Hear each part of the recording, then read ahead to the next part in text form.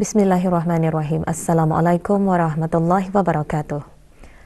Kebawah Duli Yang Maha Mulia Paduka Seri Baginda Sultan Haji Hassan Abdul Qiyam Izzaddin Wad Daulah, Ibni Almarhum Sultan Haji Omar Ali Saifuddin Saadul Khairuddin, Sultan dan Yang di-Pertuan Negara Brunei Darussalam telah berkenan menghantar titah perutusan tahniah kepada Tuan Yang Terutama Frank Walter Steinmeier, Presiden Republik Persekutuan Jerman, berikutan dengan pelantikannya semula sebagai Presiden Republik Persekutuan Jerman.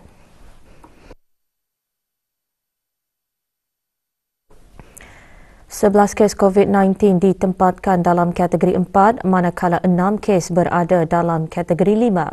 Sementara itu, 2 kes COVID-19 telah meninggal dunia dan kedua-dua kes tersebut tidak dikategorikan sebagai kematian disebabkan COVID-19. Yang Berhormat Datuk Seri Setia Dr. Awang Haji Muhammad Amin Liu bin Abdullah, Menteri di Jabatan Perdana Menteri dan Menteri Kewangan dan Ekonomi kedua, menyatakan demikian semasa sidang media situasi terkini jangkitan COVID-19. Sidang media berlangsung petang kemarin di Dewan Al-Afiah Kementerian Kesihatan.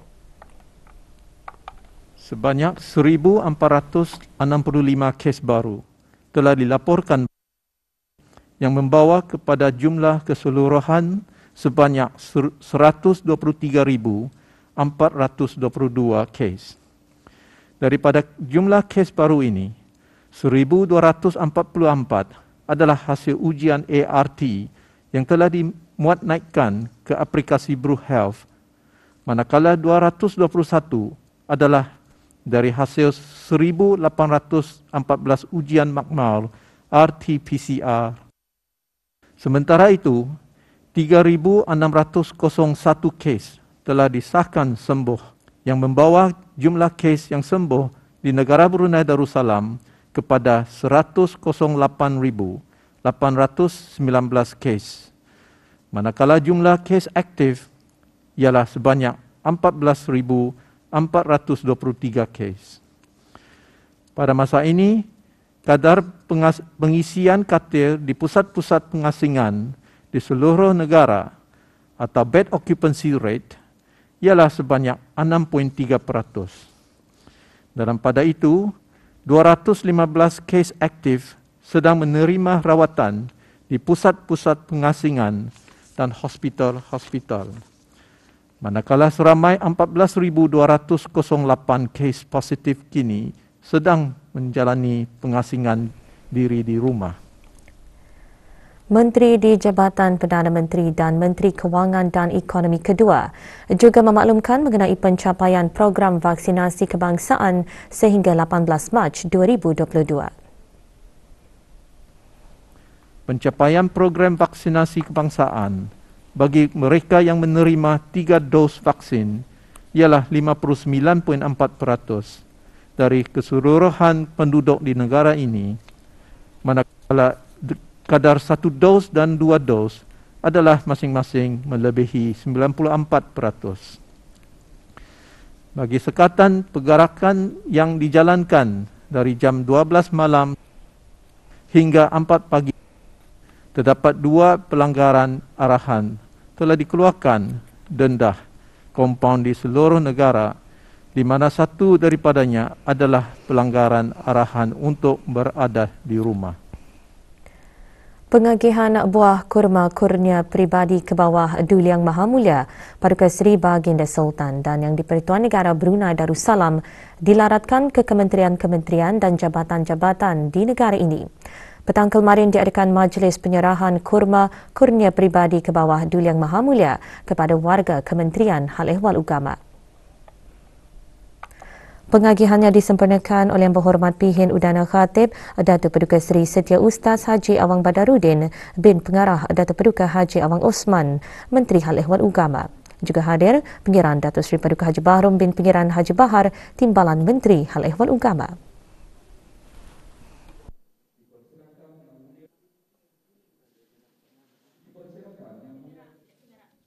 Warga Kementerian Sumber-Sumber Utama dan Pelancongan juga menerima buah kurma kurnia pribadi ke bawah Duli Yang Maha Mulia yang mencerminkan sikap pemedulian dan kasih baginda terhadap rakyat.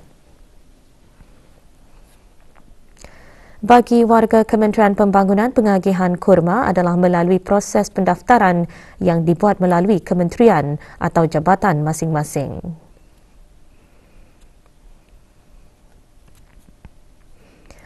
Turut menerima kurma kurnia para pegawai dan kaki tangan Jabatan Hal Ehwal Masjid. Pengagihan mengambil kira SOP yang ditetapkan Kementerian Kesihatan dalam usaha mengawal penularan wabak COVID-19. InsyaAllah ianya akan diagihkan ke setiap warga di Kementerian Ahlul Agama dan dalam konteks saya ini ke bahagian antarabangsa dan Mabim. InsyaAllah Kementerian Agama pada kali ini akan menyampaikan amanah untuk menyampaikan kurma kepada warga di Kementerian Agama. Menjunjung kasih kehadapan ke bawah Duli Yang Maha Mulia kerana setiap tahun kami selaku rakyat menerima buah kurma sempena bulan Ramadan pada tahun ini. Semoga kurnia ini akan menjadi amal yang tinggi nilainya dan diterima oleh Allah SWT. Amin. Dengan adanya kurma pribadi baginda ini, alhamdulillah ia akan dapat jadi pembuka jawadah puasa kami nanti insya-Allah bulan Ramadan. Kementerian Pembangunan menyedari kepentingan untuk memberi fokus kepada pentadbiran dan pengurusan tanah yang efektif demi menghasilkan pembangunan negara yang seimbang. Justru dasar-dasar guna tanah perlu diselaraskan untuk menggalakkan pembangunan bersepadu, meningkatkan pelaburan dalam bidang hartanah bagi sektor perekonomian yang berpotensi tinggi dalam menangani jurang dasar serta memperkukuhkan penguatkuasaan ke arah yang lebih berkesan. Berucap pada Majlis Pelancaran Buku Perancangan Strategik Jabatan Tanah 2022-2027 secara maya kemarin, Menteri Pembangunan menggariskan perancangan strategik tersebut adalah sejajar dengan usaha Kementerian Pembangunan.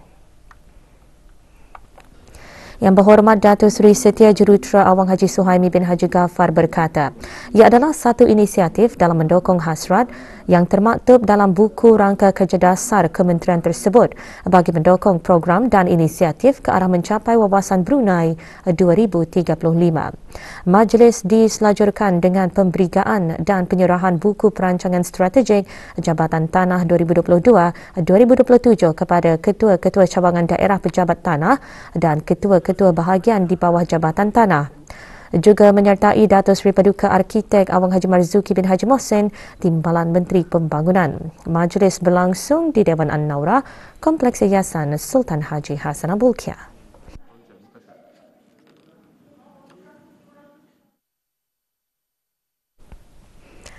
Kementerian Pengangkutan dan Info Komunikasi MTIC terus mendukung pembentukan modal insan dan kemahiran yang relevan dan seiring dengan keperluan negara.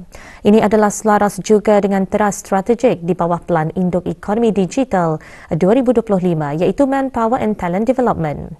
Beberapa program yang diusahakan oleh MTIC melalui pihak AITI untuk menaik taraf kemahiran graduan, pencari kerja dan belia secara amnya terus mendapat sambutan dan dapat membuka peluang pekerjaan kepada peserta berkenaan.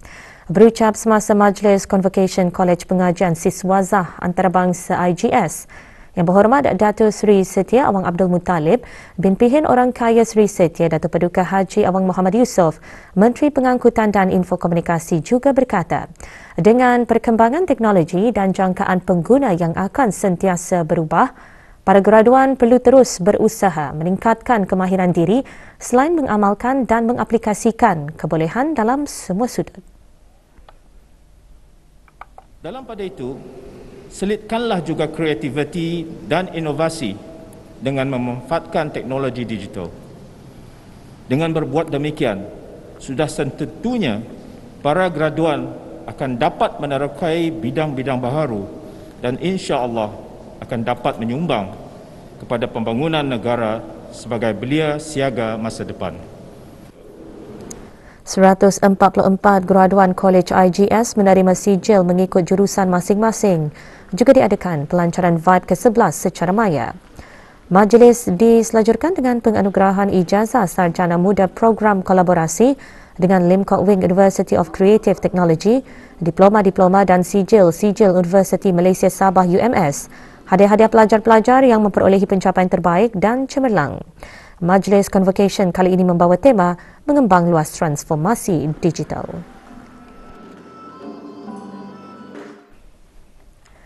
Kembali selepas ini untuk mengikuti bahan berita selanjutnya.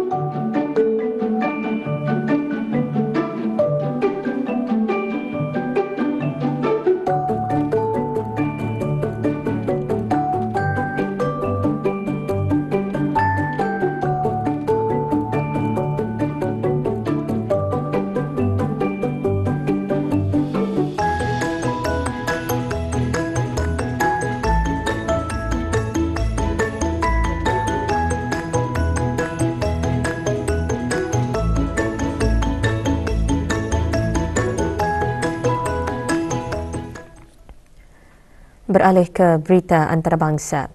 Krisis mengenai penguasaan di Libya boleh membawa kepada kerajaan yang tidak stabil. Ketua Hal Ehwal Politik Majlis Keselamatan Pertubuhan Bangsa-Bangsa Bersatu berkata bahawa Libya kini berdepan fasa baharu penguasaan politik. Rosemary DiCarlo berkata krisis juga menimbulkan risiko berbahagi dalam institusi sekali lagi. Krisis politik Libya memuncak sejak terjejasnya pilihan raya yang dijadualkan pada bulan September lalu yang dirancang sebagai sebahagian daripada proses damai untuk menyatukan negara berkenaan setelah beberapa tahun pergolakan dan perang susulan kebangkitan penguasaan pimpinan NATO pada tahun 2011. Parlimen mengisytiharkan kerajaan perpaduan sementara yang bertujuan untuk mengawasi sepanjang tempoh menjelang pilihan raya berakhir dan melantik Fatih Bashagha sebagai Perdana Menteri baharu bulan ini.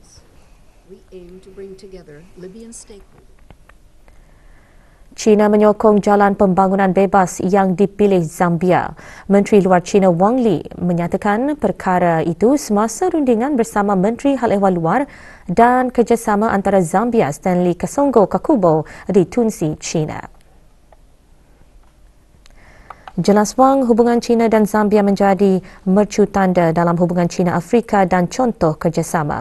China, tambah Wang, bersedia untuk bekerjasama dengan Zambia bagi mengukuhkan komunikasi strategik, berkongsi pengalaman serta memperluaskan kerjasama praktikal dalam pelbagai bidang. Sementara itu, Kakubo melahirkan penghargaan kepada China atas sumbangan jangka panjangnya dalam kemajuan benua Afrika.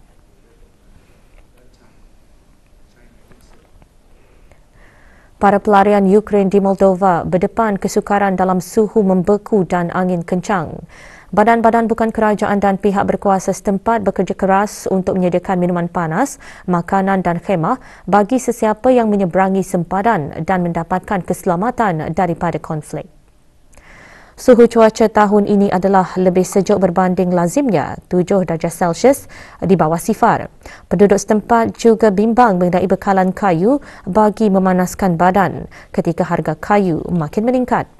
Para pelarian lainnya juga dilihat menyeberangi sempadan kembali ke Ukraine menaiki kereta untuk membawa pelarian lain dan haiwan peliharaan ke Moldova.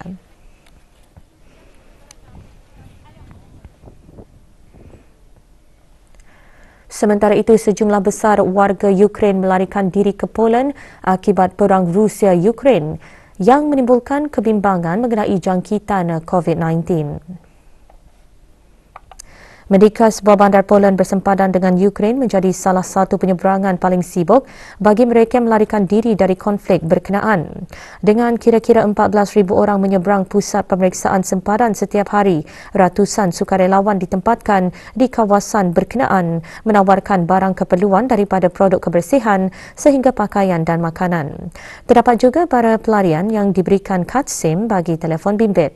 Puluhan ribu pelarian terus tiba di Poland setiap hari dengan majoriti melalui sempadan Merdeka. Bagaimanapun, bekalan yang berkurangan ialah sungkup muka.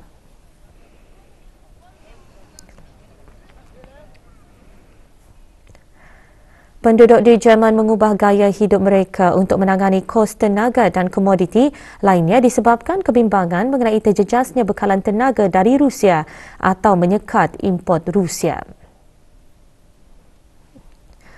Harga minyak, gas dan makanan naik kepada catatan tinggi di beberapa buah negara Eropah ketika sekatan ke atas Rusia oleh pihak Barat disebabkan konflik Rusia-Ukraine memberi kesan. Ekonomi Jerman turut terjejas. Indeks harga pengguna di Jerman pada bulan Februari naik 5.1% setahun. Kenaikan harga tenaga telah memberikan kesan besar pada kadar inflasi. Harga bagi produk tenaga naik 22.5% pada Februari bagi tahun ke tahun, lebih daripada inflasi keseluruhan. Sebagai tambahan, harga tenaga yang melonjak juga menjejaskan bekalan barangan sosial lainnya melalui rantaian bekalan. Kebakaran belukar dilaporkan berlaku di kawasan tanah paya di luar Liverpool, England dan sekaligus memberi ancaman ke atas beberapa harta benda berdekatan. Dalam beberapa rakaman yang disiarkan di media sosial menunjukkan kepulan asap di ruang udara sekitar hutan simpan Parkgate di Semenanjung Wirral yang terletak 11 km selatan Liverpool. Menurut Perkhidmatan Bomba dan Penyelamat Cheshire, kebakaran telah menjejaskan kira-kira 500 meter persegi kawasan paya.